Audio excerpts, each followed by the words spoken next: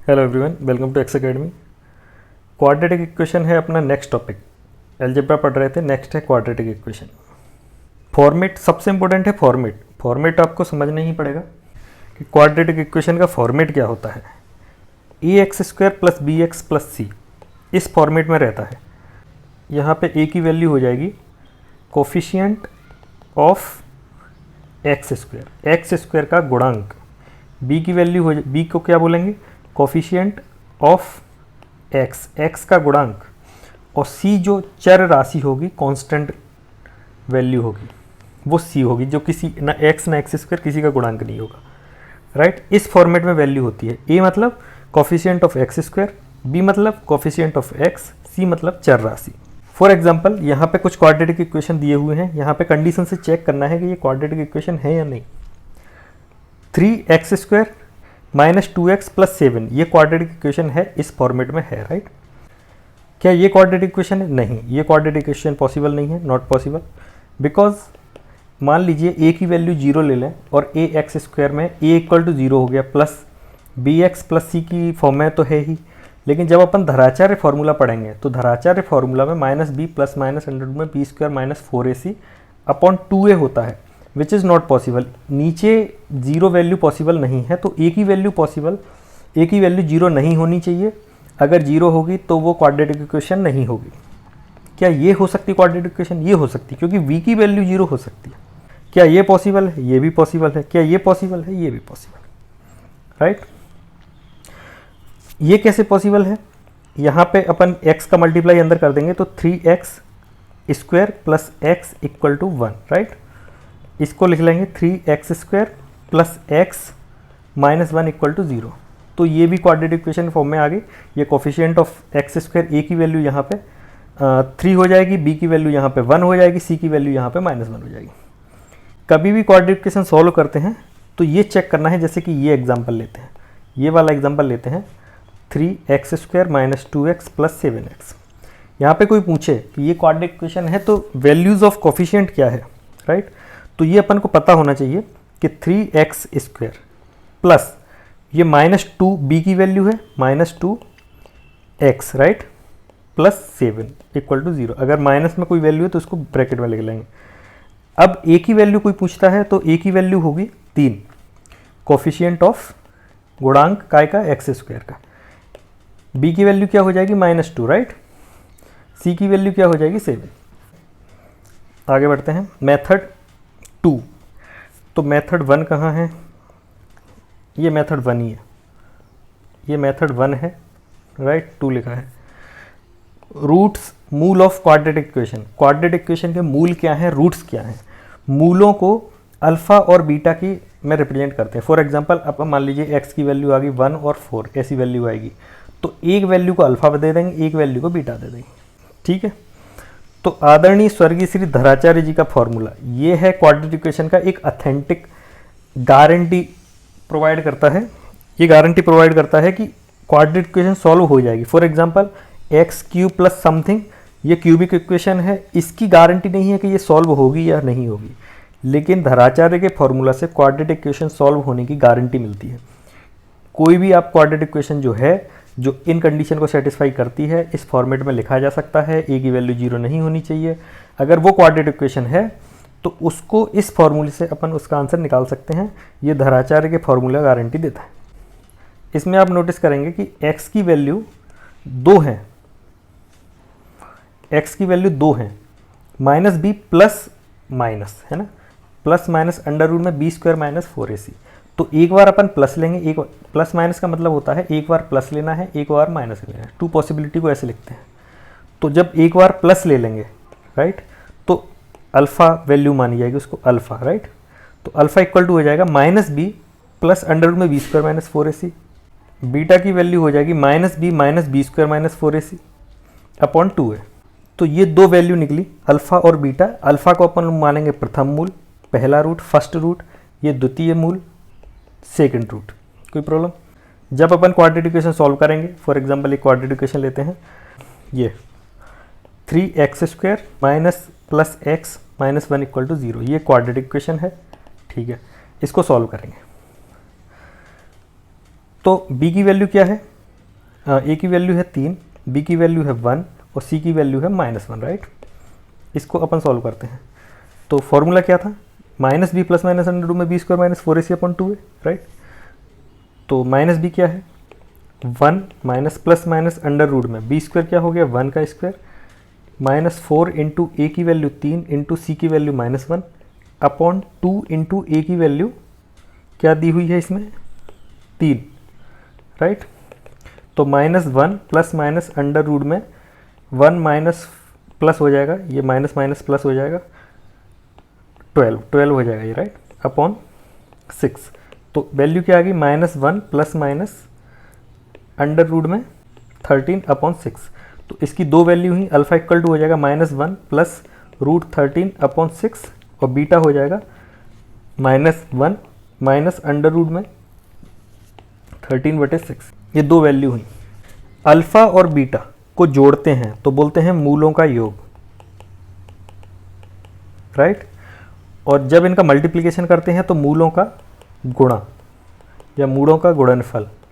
तो कभी कभी डायरेक्ट ये क्वेश्चन पूछते हैं कि मूलों का योग क्या होगा, मूलों का गुणनफल क्या होगा। Alpha plus beta equal to हो जाएगा -b अपॉन a। यहाँ -b क्या है, कोफिशिएंट ऑफ x का गुणांक का नेगेटिव है ना, नेगेटिव ऑफ, ये भी लिख सकते हैं coefficient of x, right, upon a। Alpha into beta क्या हो जाएगा, चर कांस्टेंट वैल्यू जो है अपॉन a क्या है, कोफिशिएंट ऑफ x स्क्वायर। तो ये याद रखना है, नीचे हमेशा a आएगा, आप याद रखें, क्योंकि a की वैल्यू ही ऐसी है जो 0 पॉसिबल नहीं है, नीचे 0 वैल्यू पॉसिबल नहीं हो सकती क्योंकि वो अनडिफाइंड हो जाएगा, राइट। एक चीज़ और, जब अपन फॉर्मूला लिखते हैं -b plus minus under root में b square minus 4ac upon 2a, right.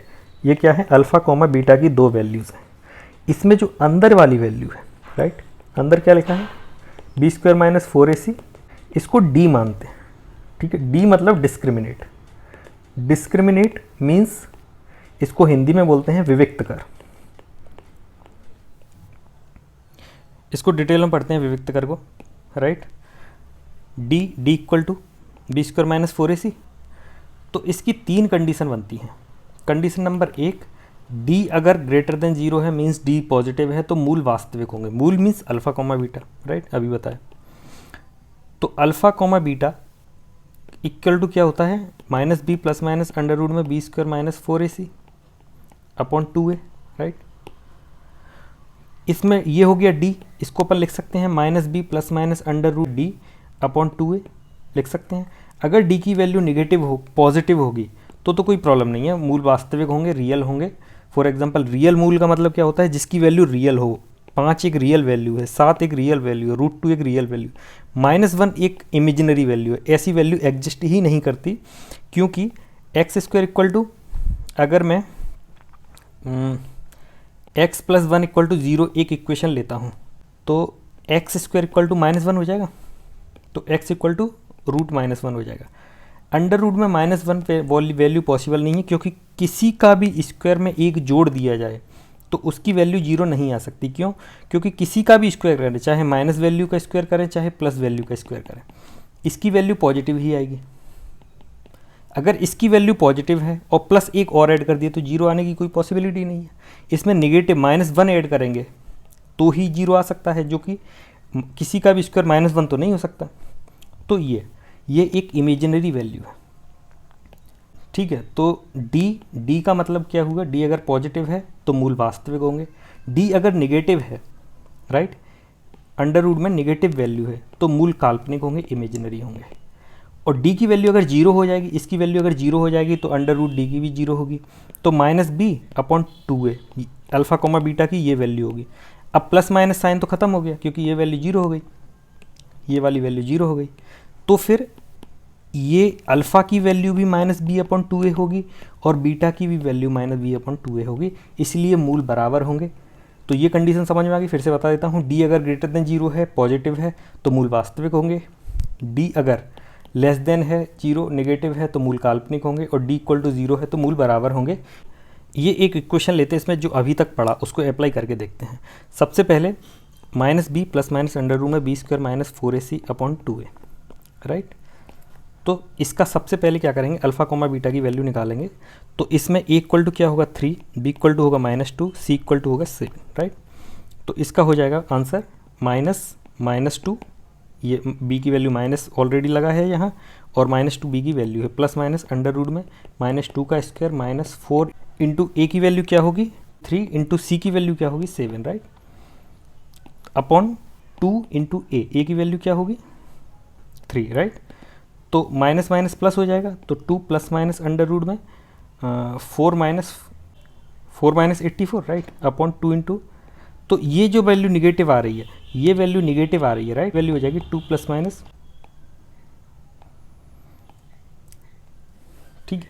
अब ये अगर निगेटिव वैल्यू आ रही तो अल्फ़ा इक्वल टू मान लीजिए 2 प्लस √80 माइनस का अपॉन 6, और बीटा इक्वल टू हो जाएगा 2 माइनस अंडर रूट में 80 अपॉन 6 -80 है। ये दोनों मूल इमेजिनरी होंगे, काल्पनिक होंगे, क्योंकि अंडर रूट में वैल्यू निगेटिव है, डी की वैल्यू लेस देन 0 है। इसमें डी की वैल्यू कैलकुलेट करते हैं। सबसे पहले D equal to B square minus 4ac, right. तो बी की वैल्यू है -5, तो -5 का स्क्वायर -4 इंटू ए 1 है इंटू सी 6 है, राइट। तो 25 माइनस 24, इसकी वैल्यू आ गई 1।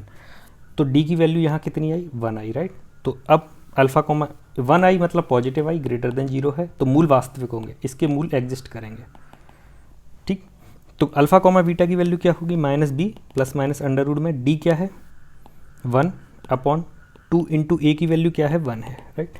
-5 बी की वैल्यू पुट कर दी, प्लस माइनस 1 अपॉन 2, राइट।